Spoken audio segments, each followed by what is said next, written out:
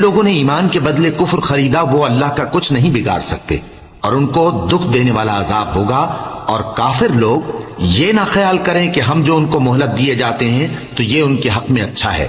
نہیں، بلکہ ہم ان کو اس لیے مہلت دیتے ہیں کہ اور گناہ کر لیں، آخر کار ان کو ذلیل کرنے والا عذاب ہوگا۔ لوگوں، جب تک اللہ ناپاک کو پاک سے الگ نہ کر دے گا، مومنوں کو اس حال میں جس میں تم ہو ہرگز نہیں رہنے دے گا،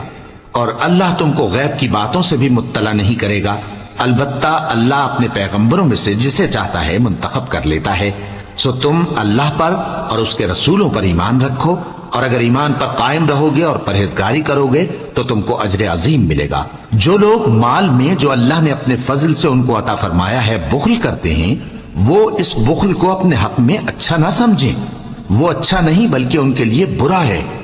وہ جس مال میں بخل کرتے ہیں قیامت کے دن اس کا طوق بنا کر ان کی گردنوں میں ڈالا جائے گا، اور آسمانوں اور زمین کا وارث اللہ ہی ہے، اور جو عمل تم کرتے ہو اللہ کو معلوم ہے۔